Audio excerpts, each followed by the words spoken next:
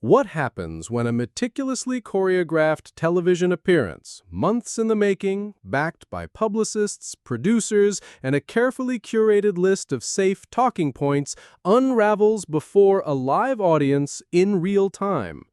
What happens when the polished veneer of royal composure collides head-on with the unyielding instincts of a journalist determined to ask the questions that aren't on the cue cards? And what happens when neither side is willing to step back, forcing the cameras to keep rolling as the temperature in the studio rises? The answer is a broadcast so jarring, so unexpectedly volatile, that it left the control room scrambling, the studio audience frozen in stunned silence, and the network's security team rushing to the set before the segment had even wrapped. This is the story of how Meghan Markle's appearance on CBS This Morning transformed from a routine promotional spot into one of the most dissected, debated, and replayed interviews in modern television history, not because of the charity work she was there to promote, but because of the verbal sparring match that unfolded live on air. The day began like countless others at the CBS Broadcast Center in New York City. The morning sun spilled across the sleek glass exterior of the building, the hum of the newsroom mixing with the chatter of makeup artists, camera operators, and producers. For weeks, the show's team had been preparing for Meghan's visit. The Duchess of Sussex was in the United States to promote her latest philanthropic initiatives, work that spanned food insecurity, women's shelters, and global education programs. Her schedule was packed, but CBS This Morning had secured a coveted segment, a warm, uplifting, controversy-free interview. The plan was textbook morning television, soft focus lighting, gracious questions, and a platform designed to allow the guest to shine. Viewers would see Meghan as the compassionate humanitarian she wanted to be known as, not the subject of tabloid speculation. Nate Burleson, the former NFL wide receiver turned morning show co-host, was in the interviewer's chair that day. Known for his easy charm and empathetic style, Nate had spent the previous evening reviewing the pre-approved topics Meghan's team had sent over. The guidelines were clear: steer away from anything remotely political, avoid royal family drama, and keep the conversation centered on her charitable work. When Meghan arrived, her entrance was as controlled as the rest of the plan. She wore an understated but elegant cream blazer, her honey-toned hair cascading in waves, her expression polished into a warm, if slightly tight, smile. As she took her seat opposite Nate, there was a subtle stillness to her movements, as though every gesture had been rehearsed. "Good morning, Meghan," Nate began, his voice carrying the smooth, reassuring cadence that had become his signature. "Thank you for joining us. I know our viewers are eager to hear about the incredible work you've been doing." "Good morning, Nate," Meghan replied, her tone precise and measured. "Thank you for having me. I'm always grateful for the chance to talk about causes that matter." The first several minutes went exactly as the producers had envisioned. Nate asked about her recent visit to a New York food bank. Meghan spoke eloquently about community resilience, about the volunteers she met, about families navigating hardship. She leaned forward slightly as she spoke, her hands emphasizing key points. Her words painted an image of compassion and purpose, the kind of narrative morning television thrives on. "It's important to remember," she said, her voice softening, "that behind every statistic there's a person, a family, facing uncertainty. When we connect at that human level, that's when real change begins." In the control room, the producers were relaxed, pleased with the flow. But then, in an instant, the mood shifted. Perhaps it was the faint flicker in Meghan's smile between answers. Perhaps it was the way Nate's expression shifted ever so slightly, suggesting that a different line of questioning had been forming in his mind. "It's refreshing," Nate said, "to see you focusing on grassroots efforts. Some people, though, question whether celebrity involvement in charity work is always as authentic as it appears." Meghan's posture straightened, almost imperceptibly. I'm sorry, what do you mean by that? Well, Nate continued, his tone still polite but now edged with a journalistic firmness. There's a perception out there that sometimes celebrity activism becomes more about publicity than the cause itself. I'm not saying that's the case with you, but what would you say to critics who question the motives behind high-profile charity work? In the booth, the segment producer's head snapped toward the monitor. This wasn't on the list, but the question was out there now, live, and Meghan's reaction was immediate. I think that says more about the person asking than the work being discussed.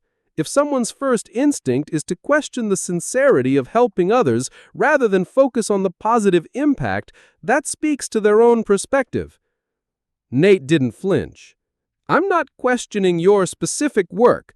I'm talking about the larger issue of celebrity culture and philanthropy. Our viewers deserve to hear your thoughts on it. Our viewers, Meghan repeated, her emphasis on the pronoun unmistakable, deserve to hear about real efforts making real change. They don't need manufactured controversy for the sake of a headline. The exchange was now teetering on open confrontation. In the audience, a few people shifted in their seats. In the control room, the producer's hand hovered near the commercial break button. But Nate pressed forward. I'm not looking for controversy, he said evenly. I'm looking for honesty. Isn't that what good journalism is about? Good journalism, Meghan countered, asks questions that serve the public interest, not ones designed to be clipped into sound bites to fuel drama where none exists. The carefully choreographed tone of the interview had evaporated. The studio air was taut with unspoken challenge. Meghan's smile was now gone. Nate's genial demeanor had cooled into professional resolve. Leaning back in his chair, Nate continued. Viewers are smart enough to tell the difference between authentic commitment and brand management. People want to know if the celebrities they see championing causes are doing it from the heart or for their image. Meghan's eyes flashed. Brand management. Are you suggesting my work with food insecurity, with women's shelters, with education programs is some kind of calculated marketing strategy? I'm not suggesting anything, Nate replied. I'm asking the question people are talking about.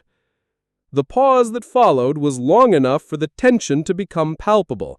Then Meghan leaned in, her voice firmer. When we question the motives behind good work, we discourage it. We turn something that should unite people into a point of division. And I think that says something very sad about where we are as a culture. By now, the interview was no longer an exchange of pleasantries. It was a duel. Meghan's answers had sharpened. Nate's questions had lost their cushion. Each was now defending not just their perspective, but their credibility. Somewhere behind the cameras, a stage manager signaled for an early wrap, but the host and guest were locked in. The back and forth continued for several more tense minutes until the segment's ending music began to play, almost jarringly cheerful against the atmosphere on set. As the cameras cut away, the two exchanged the briefest of nods. There was no post-interview small talk, no friendly handshake for the benefit of the crew. Within hours, clips of the exchange were flooding social media, dissected frame by frame. Was Nate right to push past the approved questions? Was Meghan right to defend her position so fiercely? Had this been journalism or ambush? One thing was certain. No one involved would forget what had just happened, and the moment would be replayed in media circles for years to come. His journalistic discipline was written in the calm set of his jaw, the steady focus in his eyes. Every question came measured, deliberate, but the steel beneath the civility was impossible to miss.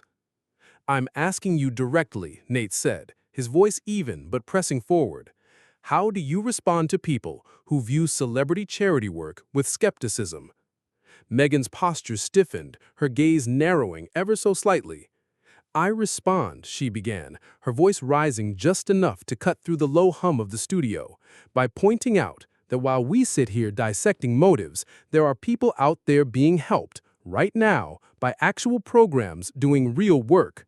The families I met yesterday at the food bank aren't thinking about my so-called brand. They're thinking about the fact their children have meals today. That's admirable, Nate replied, nodding. But you have to understand, when someone has the platform and resources you do, people are going to scrutinize how that platform is used. It's not personal, it's just the reality of public life. Meghan's laugh was sharp and humorless, devoid of warmth. Not personal? Nothing about public life is more personal than having your motives questioned every time you try to do something positive. Do you think I need the publicity? Do you think I need the platform? I could stay home, I could live quietly out of the spotlight, but I choose to use the influence I have to help others. Nate didn't flinch. And that choice comes with scrutiny, he pressed.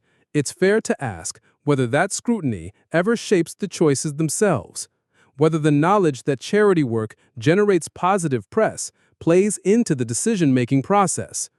The question landed with weight, striking something beneath Meghan's carefully polished media exterior.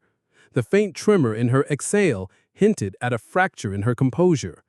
You want to know what factors into my decisions? She shot back. The fact that I grew up knowing what it meant to struggle.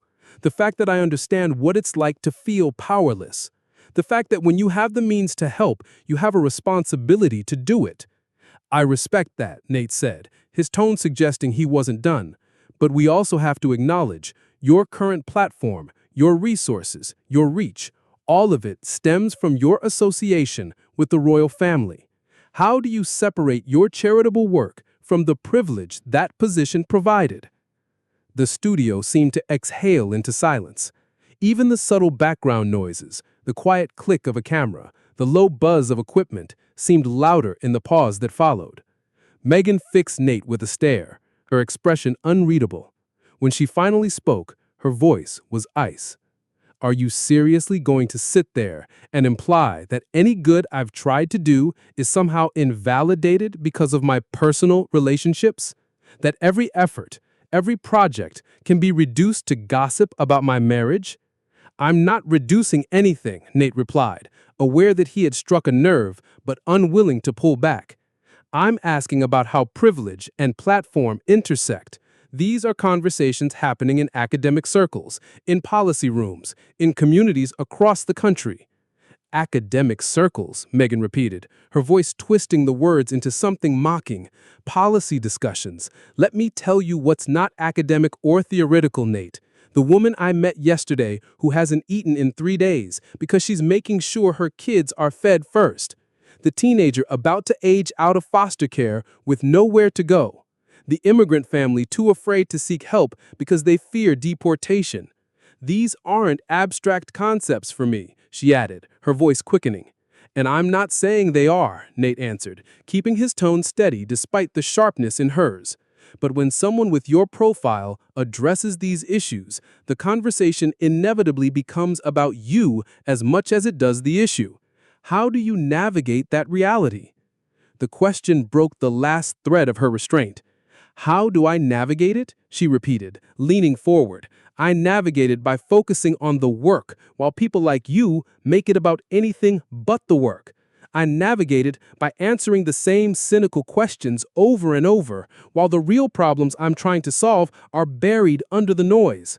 But don't you think, Nate continued, seemingly blind to the depth of her rising anger, that addressing those questions is part of the responsibility that comes with having a platform?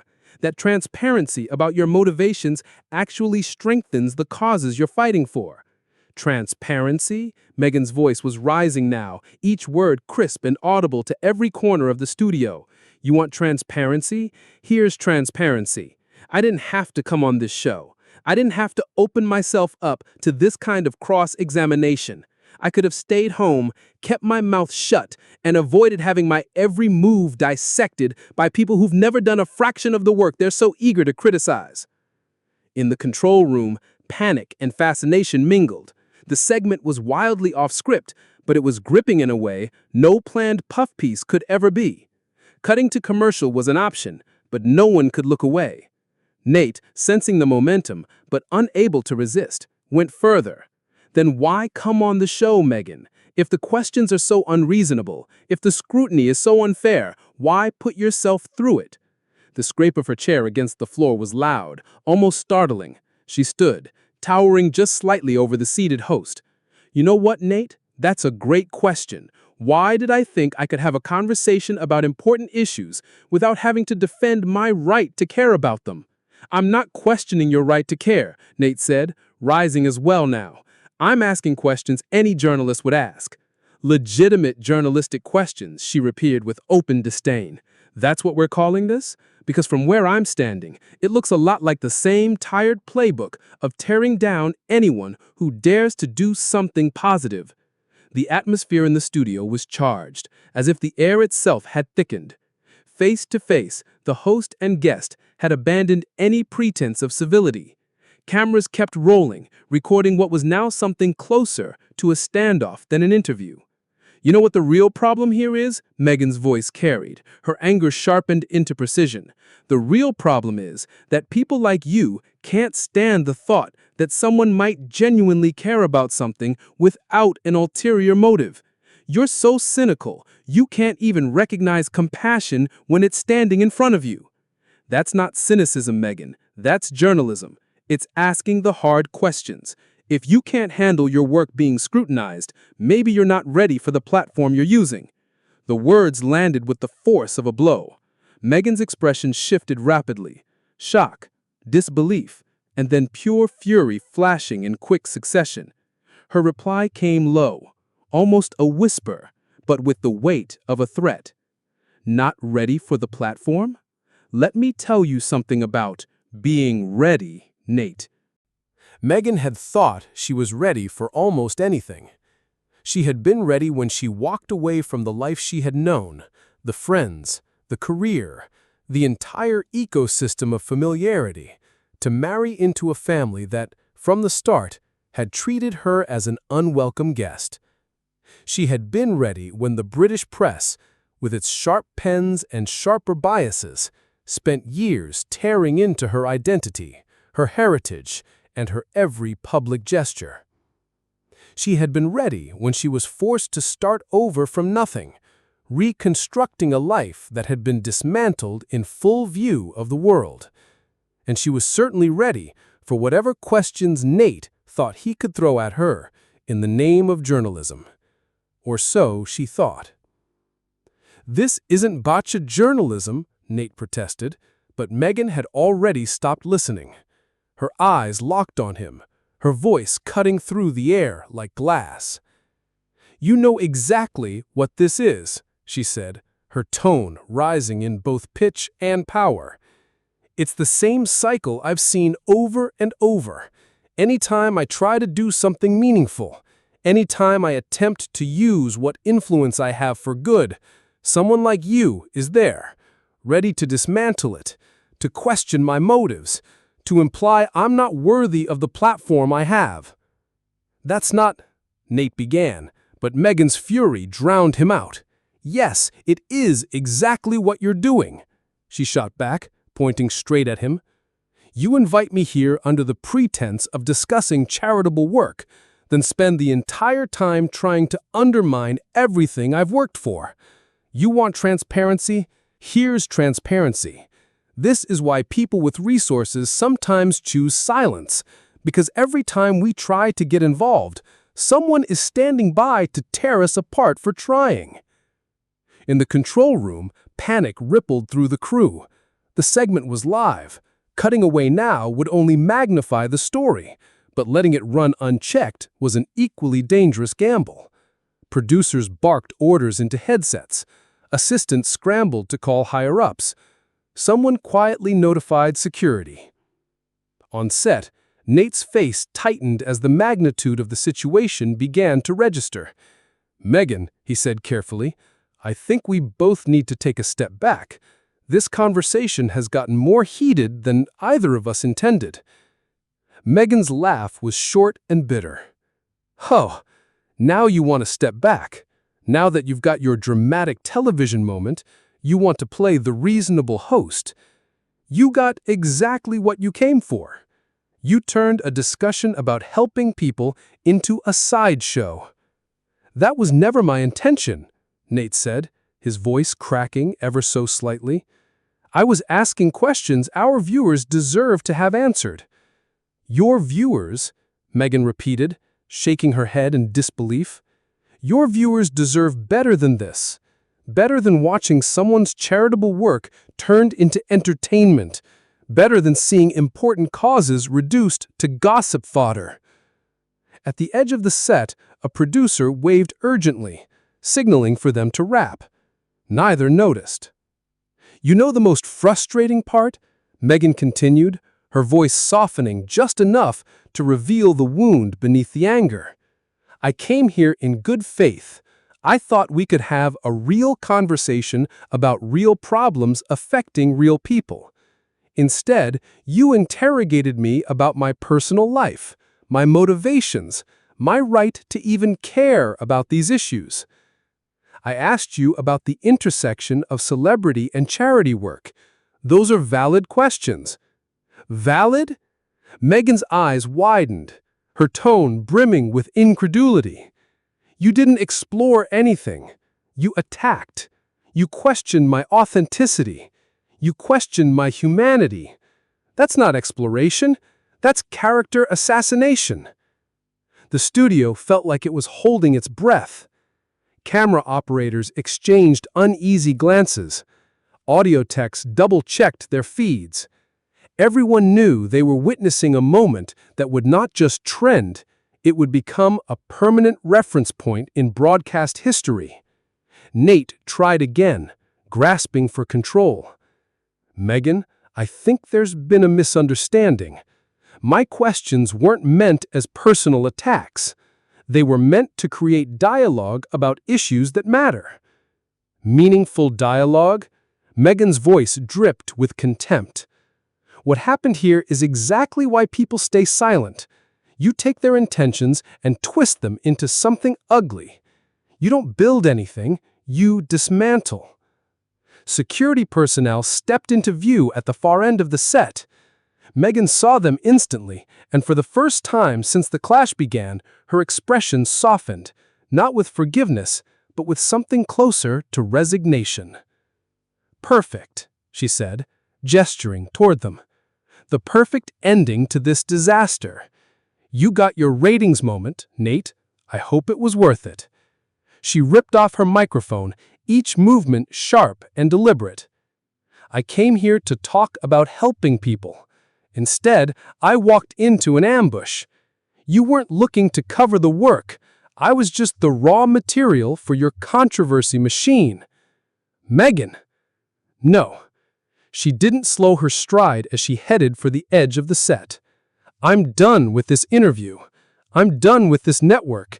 And I am done with so-called journalists who think tearing people down is the same as doing their job. The security guards didn't need to touch her. Her exit was self-directed. But the atmosphere was so volatile that their presence was as much for damage control as it was for her safety. Just before she disappeared from view, she turned back one last time, and her voice, steady and cold, carried across the silent studio. You want your story, Nate? Here it is. Someone tried to do something good in the world, and you turned it into a spectacle. Congratulations. I hope the clicks and shares were worth it. And then she was gone. The silence that followed was thick enough to feel. Nate stood motionless at center stage, his polished TV smile replaced by something hollow. The cameras lingered on him for a beat too long before finally fading to black. The aftermath was instantaneous. Within minutes, the confrontation was everywhere. Twitter, Instagram, news alerts, trending hashtags. Clips were being replayed, dissected, and memified at lightning speed. What had started as a standard promotional appearance had transformed into one of the most intense, polarizing exchanges in live television history. Two people, armed with entirely different definitions of journalism, celebrity, and responsibility, had collided in real time in front of millions. The debate began before the studio lights even cooled. Was Nate justified in pressing her with difficult questions, or had he crossed a line into cruelty? Was Meghan's outburst the raw, justified anger of someone repeatedly targeted? Or was it an overreaction to the kind of scrutiny public figures must accept? Everyone had an opinion, and no one seemed willing to yield an inch.